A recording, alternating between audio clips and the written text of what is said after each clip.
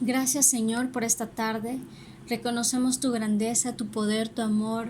Gracias, Señor, por tan grandes bendiciones que nos das día con día, porque nuevas son tus misericordias cada mañana.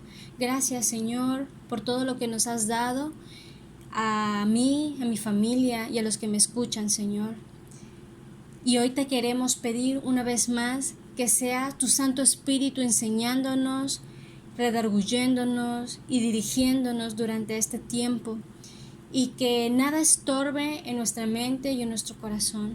Ayúdanos a adquirir tu consejo, Señor, sin prejuicio, aceptando tu verdad, aceptando tu consejo en nuestra mente y en nuestro corazón, Señor. Gracias por este tiempo y alabamos tu nombre, Padre. Te lo pedimos y te lo agradecemos en Cristo Jesús. Amén.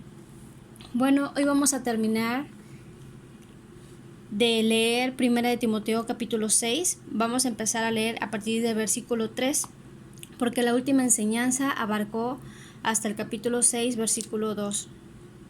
Bueno, dice así la bendita palabra de Dios. Tiene como título Piedad y Contentamiento. Si alguno enseña otra cosa y no se conforma a las sanas palabras de nuestro Señor Jesucristo y a la doctrina que es conforme a la piedad, está envanecido, nada sabe y delira acerca de cuestiones y contiendas de palabras, de las cuales nacen envidias, pleitos, blasfemias, malas sospechas, disputas necias de hombres corruptos, de entendimiento y privados de la verdad, que toman la piedad como fuente de ganancia. Apártate de los tales. Pero gran ganancia es la piedad acompañada de contentamiento, porque nada hemos traído a este mundo, y sin duda nada podremos sacar. Así que, teniendo sustento y abrigo, estemos contentos con esto. Porque los que quieren enriquecerse caen en tentación y lazo, y en muchas codicias necias y dañosas, que hunden a los hombres en destrucción y perdición. Porque a raíz de todos los males es el amor al dinero, el cual, codiciando algunos, se extraviaron de la fe y fueron traspasados de muchos dolores. Mas tú, oh hombre de Dios, huye de estas cosas y sigue la justicia, la piedad, la fe, el amor, la paciencia, la mansedumbre.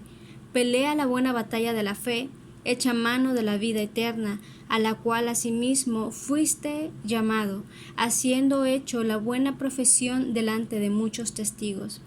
Te mando delante de Dios, que da vida a todas las cosas, y de Jesucristo, que dio testimonio de la buena profesión delante de Poncio Pilato, que guardes el mandamiento sin mácula ni reprensión, hasta la aparición de nuestro Señor Jesucristo, la cual a su tiempo mostrará el bienaventurado y solo soberano, Rey de reyes y Señor de señores, el único que tiene inmortalidad, que habita en luz inaccesible, a quien ninguno de los hombres ha visto ni puede ver, al cual sea la honra y el imperio sempiterno. Amén. A los ricos de este siglo manda que no sean altivos, ni pongan la esperanza en las riquezas, las cuales son inciertas, sino en el Dios vivo, que nos da todas las cosas en abundancia, para que las disfrutemos.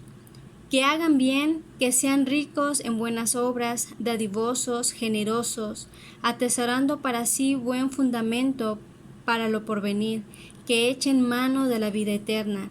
Oh Timoteo, guarda lo que se te ha encomendado, evitando las profanas pláticas sobre cosas vanas y los argumentos de la falsamente llamada ciencia, la cual, profesando algunos, se desviaron de la fe. La gracia sea contigo. Amén. Muy bien. Bueno, aquí nuevamente el apóstol Pablo sigue aconsejando a su discípulo,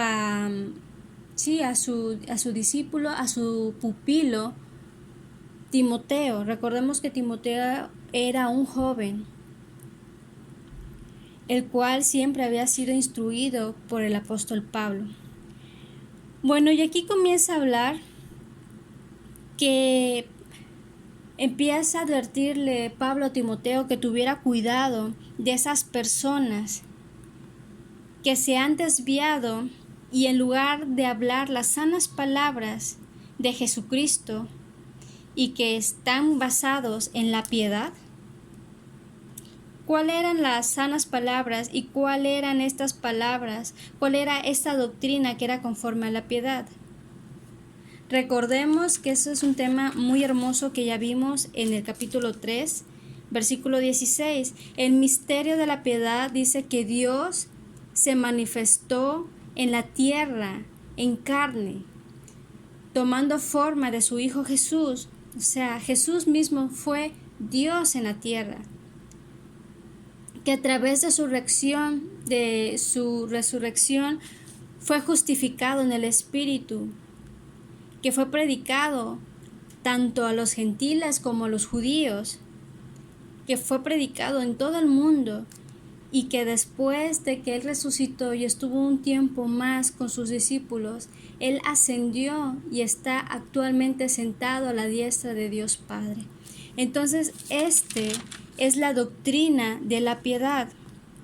Pero dice, Timoteo, ten cuidado de aquellos que niegan toda la verdad del misterio de la piedad, aquellos que han dejado las sanas palabras. Vamos a leer 2 de Timoteo, capítulo 1:13. Dice, retén la forma de las sanas palabras que de mí oíste en la fe y amor que es en Cristo Jesús. Dice, reténlo, que nada te haga dudar. Y si a alguien te quiere engañar, recuerda que debes estar alerta, porque esas personas que se han alejado de las sanas palabras y de la doctrina de la piedad se han envanecido. ¿Qué significa envanecer? Significa confundir, significa que cayeron ya en un estado de soberbia y vanagloria. Y esto del envanecimiento es un problema. Vamos a leer Romanos capítulo 1, versículo 21. Bien, ya estamos en Romanos, dice, pues habiendo conocido a Dios, no le glorificaron como a Dios, ni le dieron gracias, sino que se envanecieron en sus razonamientos, y su necio corazón fue entenebrecido. Vamos a continuar en el 22. Profesando ser sabios, se hicieron necios y cambiaron la gloria de Dios incorruptible en semejanza de imagen de hombre corruptible, de aves, de cuadrúpedos y de reptiles. ¿Sí? Es decir, que la persona cuando se envanece cae en un estado de soberbia. ¿Sí? ¿Por qué? Porque conoció la verdad, estuvo en la verdad, pero se dejó confundir. Y eso es lo que Pablo quería evitar con Timoteo.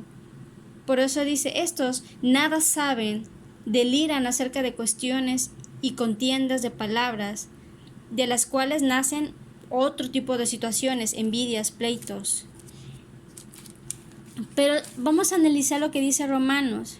Entonces, los que habían conocido a Dios, al final de cuentas se apartaron porque se envanecieron, se enorgullecieron, les entró la soberbia, y muchas personas que llegan al cristianismo, pues no sé qué les pasa, que les entra esta soberbia, o bien personas que se les ha compartido el evangelio y quizás fueron simpatizantes, pero de ahí se apartaron, o por la misma soberbia de otra situación, porque tienen doctorado o ciertas cosas, no glorifican a Dios ni le dan las gracias, sino que se envanecen en su propio razonamiento, en su propia ciencia, y su necio corazón fue entenebrecido.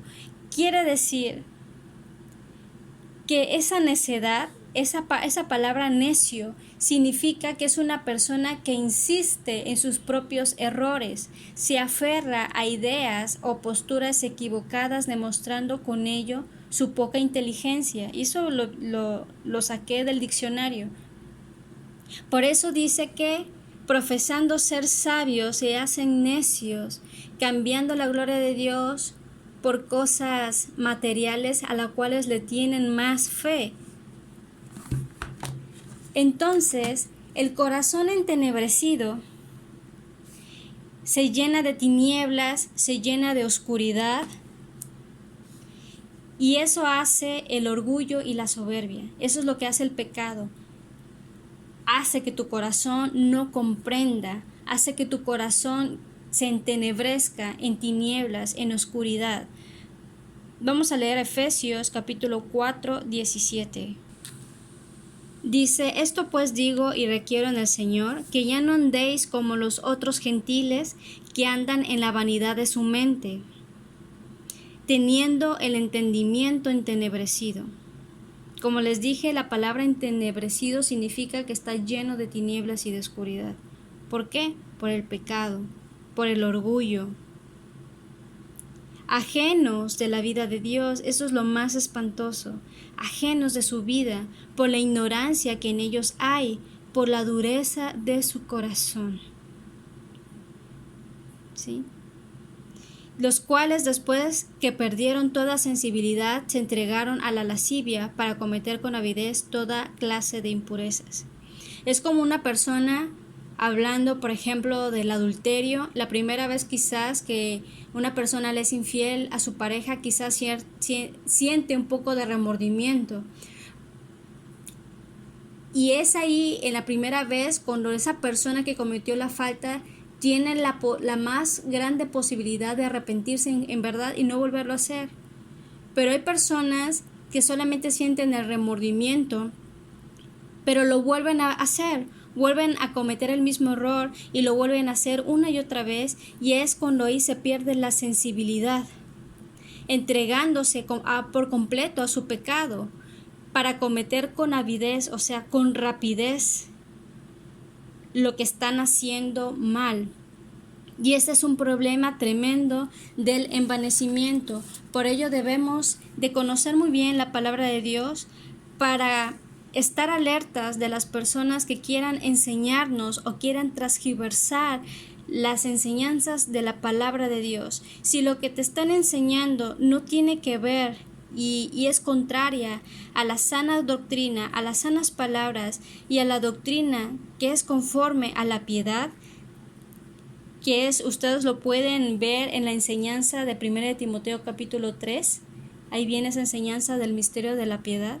Entonces debemos estar alertas para no caer en esto, porque uno puede caer en disputas necias con hombres corruptos. Son hombres corruptos, privados de la verdad, que toman la piedad, o sea, la palabra de Dios, como fuente de ganancia. Y eso lo hemos visto en muchas religiones, donde los líderes religiosos hacen uso de la palabra de Dios para cometer corrupción, ganancias deshonestas. Por eso dice: apártate de los tales. Ahora, a partir del versículo 6, dice: pero gran ganancia es la piedad acompañada de contentamiento. Esto quiere decir que debemos tener gozo y alegría en hacer la voluntad de Dios, porque el ser piadosos, el amar a Dios y el amar a nuestro prójimo, esto debe de darnos toda la satisfacción. El hacer su voluntad debe de ser nuestra plena satisfacción. Por eso dice que gran ganancia es la piedad acompañada de contentamiento. Y aquí agrega en el versículo 7 que nada hemos traído a este mundo. Por esta razón, el Hijo de Dios debe de tener todo su contentamiento, toda su felicidad lejos de lo material, ¿sí? No debemos de caer tampoco en el afán de querer tener riquezas. El dinero no es malo, aquí el problema es amar el dinero más que todas las cosas, cayendo en avaricia. Entonces no caigamos tampoco en el afán de hacer riquezas. Recordemos lo que pasó con Marta en Lucas capítulo 10, versículo 38 al 42. Y no solo esto, tampoco no nos debemos enfrascar en hacer riquezas, sino más bien en enriquecernos en el conocimiento de la verdad, así como dice Eclesiastés capítulo 5, versículo 15. ¿Sí? Y como hijos de Dios, también podemos administrar el dinero teniendo en cuenta las necesidades de la obra de Dios, como lo que leíamos y aprendíamos en la enseñanza de ayer acerca de las viudas. Entonces podemos asegurar que de alguna u otra forma podemos apoyar económicamente a la obra de Dios. ¿Sí? Leyendo ya el versículo 8, habla del sustento y que el abrigo que Dios nos da nos debe de tener satisfechos, contentos. Quiere decir que estemos felices con lo que Dios nos da, con lo necesario que Dios nos ha dado. Hablando del versículo 9 y 10, dice, pero los que quieren enriquecerse caen en tentación y lazo y en muchas codicias necias y dañosas que hunden a los hombres en destrucción y perdición. Y eso es algo que vemos en los artistas, es algo que vemos en políticos, es algo que vemos de manera normal en esas personas que quieren hacer riquezas a costa de lo que sea. No les importa caer en grandes errores y en grandes aberraciones que tienen que ver con brujería, santería, asesinatos. De ahí el origen de las guerras, porque quieren enriquecerse y en el intento caen en este lazo y en esta tentación. ¿Sí? Codicias necias y dañosas. Vamos a leer lo que dice Proverbios capítulo 20, versículo 21. Bien, dice, los bienes que adquieren deprisa al principio no serán al final bendecidos. ¿Sí? Hay personas que se enriquecen de manera apresurada a base de corrupción, a base de robos, de engaños, pero dice que no serán al final bendecidos. Vamos a leer el capítulo 28 de aquí mismo de Proverbios, versículo 20. Dice, el hombre de verdad tendrá muchas bendiciones, mas el que se apresura a enriquecerse no será sin culpa. ¿Sí? ¿Y quién es el hombre de verdad? El hombre de verdad, ahorita vamos a leer quién es un verdadero hombre de verdad, un verdadero hijo de Dios. Vamos a leer Mateo 13, versículo 22. Esta es la parábola del sembrador. Vamos a ver nada más lo que dice el 22. El que fue sembrado entre espinos, este es el que oye la palabra, pero el afán de este siglo y el engaño de las riquezas ahogan la palabra y se hace infructuosa. ¿Sí? Aquí está hablando de la persona que recibe la palabra y la escucha, no la menosprecia, sí la escucha y le agrada y todo, pero el afán del siglo, o sea, el afán del mundo, el trabajo y las 1000 ocupaciones y más el engaño de las riquezas ahogan la palabra. Es como cuando a una planta se le pone demasiada agua, la ahogas y se muere. Lo mismo pasa con las riquezas. El engaño de las riquezas. Y bien, en Santiago capítulo 5, versículo 1 al 6, es una descripción clara del problema de muchos ricos que oprimen a sus obreros. Por eso les dice aquí, vamos, ahora ricos, llorad y aullad por las miserias que os vendrán.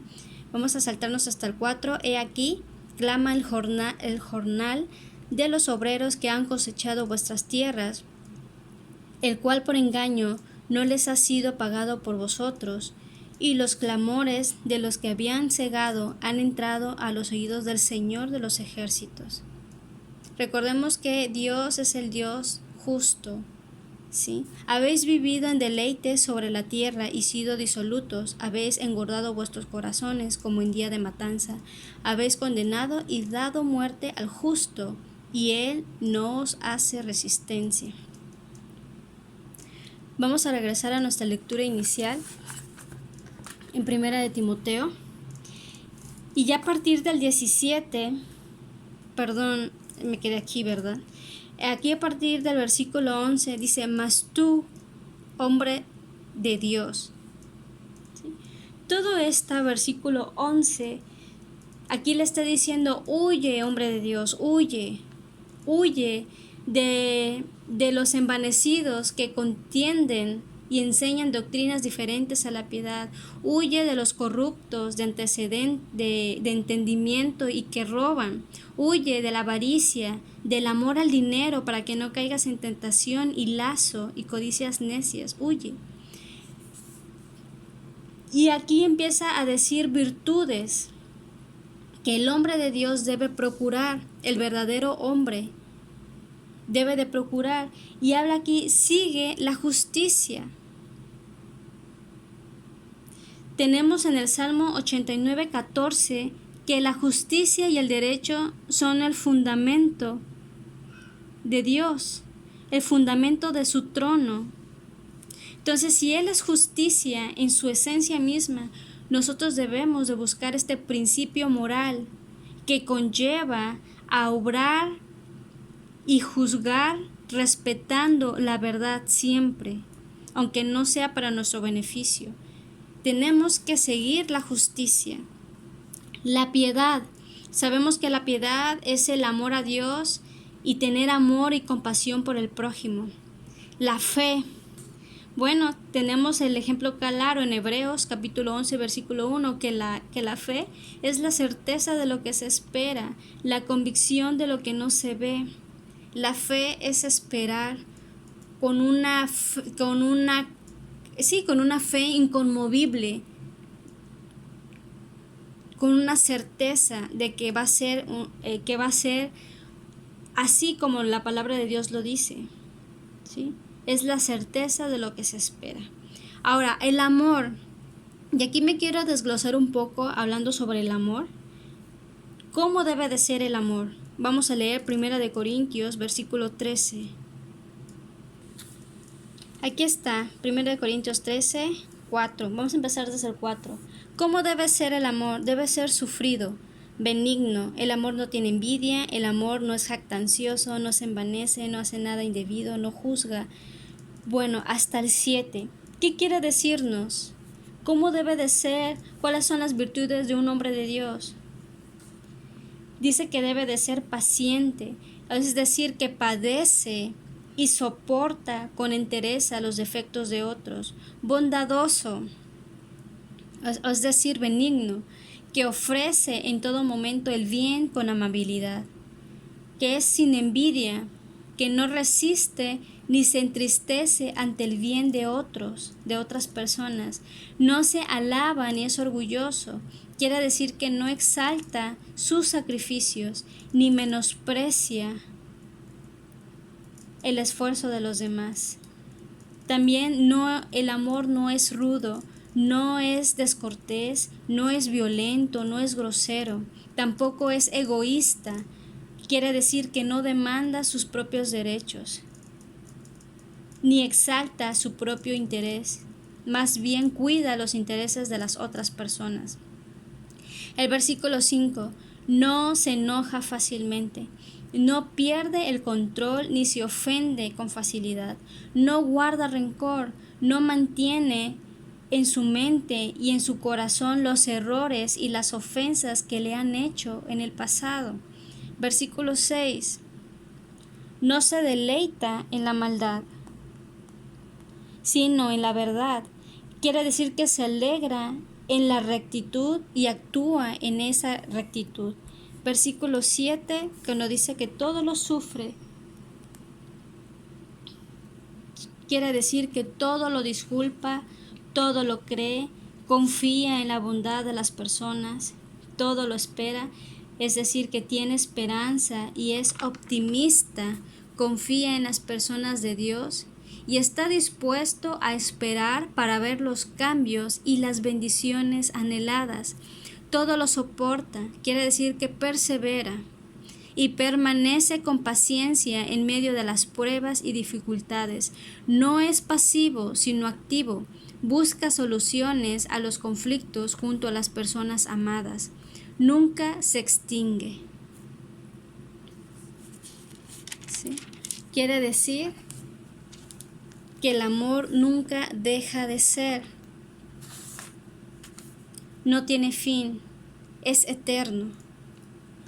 Entonces, así es como un verdadero hombre de Dios debe de amar.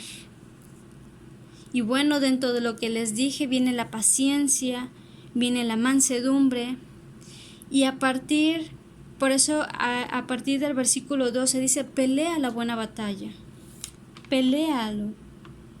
¿Qué quiere decir con esto? Sé constante, mantente firme, pelea la buena batalla de la fe, echa mano de la vida eterna. Es decir, que tu testimonio realmente hable de que eres un verdadero hombre de Dios.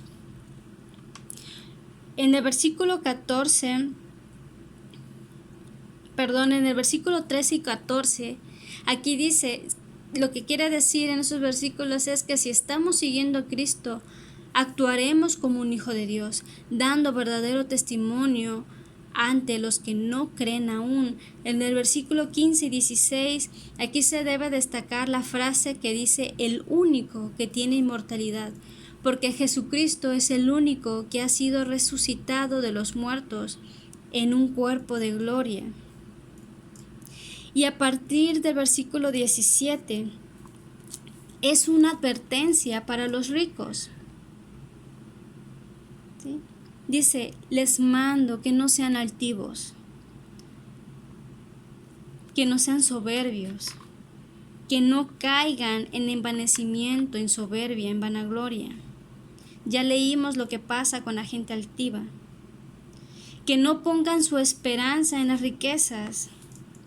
Y yo creo que es algo fácil que una persona con dinero o con un trabajo bastante remunerado, caiga en la comodidad de poner toda su confianza en las riquezas. Y ahorita que estamos viviendo esta pandemia, muchas personas que tenían toda su confianza en su negocio, en su trabajo, se le están viendo muy duras. ¿Por qué? Porque toda su confianza estaba en el fruto de su esfuerzo. Y aquí, por eso dice, las cuales son inciertas, sino mejor pon tu esperanza en el Dios vivo.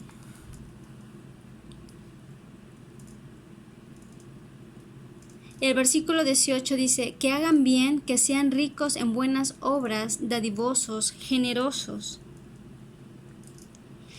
Y el versículo 19, atesorando para sí buen fundamento para lo porvenir. Entonces, si uno de los que me oye tiene buena economía, tiene riquezas en sus cuentas o en sus cuentas bancarias, no es malo, simplemente que no caigas en el amor al dinero, que ese es el principio de todos los males, como lo leímos en el versículo 10. ¿Por qué? Porque muchos por el dinero se han extraviado de la fe y piensan que no necesitan de Dios porque tienen todo resuelto.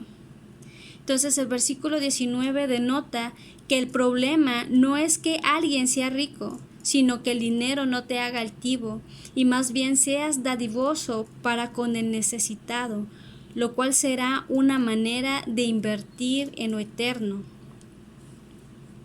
Proverbios 19, versículo 17 dice, a Jehová presta el que da al pobre, y el bien que ha hecho se lo devolverá a pagar. Así que hay hasta en eso, en dar a los demás, hay una recompensa. Y ya para terminar, el versículo 20 y el versículo 21, Pablo le está diciendo aquí a Timoteo que no tratara de ser un predicador, un maestro o un cristiano intelectual en las categorías de aquellos tiempos. La frase que dice la falsamente llamada ciencia puede traducirse como el falsamente llamado conocimiento, porque Pablo estaba refiriéndose a la herejía agnóstica. Pueden investigar un poco sobre este tema.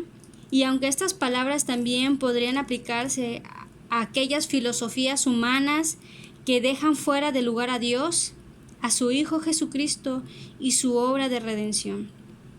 Y pues bueno, así concluimos el estudio de esta primera carta, de esta primera epístola del apóstol Pablo a Timoteo. Y espero que cada consejo asiente bases en nuestras vidas para una vida cristiana fructífera a nivel personal y en sus iglesias. Vamos a orar. Gracias, amado Señor, por tu hermosa palabra. Gracias porque el consejo de hoy es pelear la buena batalla de la fe, echar mano de la vida eterna, no dejarnos engañar por aquellos que nos quieran enseñar otro tipo de doctrina que no tengan nada que ver con la piedad, que no tengan nada que ver con la sana doctrina que ya dejaste en este libro llamado Biblia. Te pedimos, Señor, que nos perdones si en algún momento, cuando económicamente estamos bien, cuando tenemos salud, cuando no tenemos ningún problema personal o emocional, te hemos hecho a un lado. Perdónanos, Señor.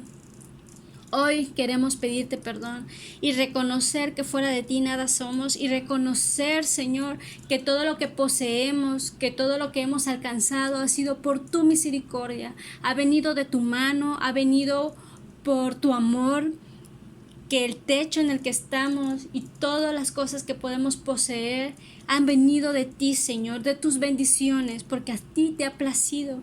Tú nos has dado la capacidad intelectual, nos has dado la fuerza física y nos has dado, Señor, el entendimiento para desarrollarnos en habilidades, para poder vivir de una manera cómoda. Gracias, Dios, por esa grande bendición. Y Señor, y también te quiero pedir por todos aquellos que quizás se han apartado en algún momento, se apartaron de la fe, se dejaron engañar o eran líderes dentro de sus iglesias y se envanecieron en su corazón, se llenaron de orgullo y fueron tropiezo para muchos, y siendo su propio tropiezo para ellos mismos. Te pido, Señor, que tú los traigas nuevamente a tus pies, que sean reconciliados contigo, Padre. Te lo pedimos, Señor Jesús. Y te pedimos, Dios, por todos aquellos que viven en riquezas y que tú ablandes sus corazones, Señor, que las riquezas no sean una fuente de perdición, que no sea el motivo por la cual no quieran buscarte, Dios. Y también ayúdanos, Dios, a no caer en argumentos falsos llamados ciencia. Ahorita la ciencia y tantas teorías quieren negar tu existencia. Ayúdanos, Señor, a permanecer firmes en ti, que sea tu Santo Espíritu dirigiéndonos a toda la verdad, tu verdad, Señor, tu palabra viva. Líbranos de filosofías huecas y vanas palabrerías, Señor. Gracias, Padre, porque tenemos tu palabra fiel, la palabra profética más segura. Gracias, amado Señor, por tu hermosa palabra, por los grandes siervos tuyos que has levantado a lo largo de la historia para traer la traducción de este libro tan hermoso. Bendito sea tu nombre, Señor Jesús. Amén.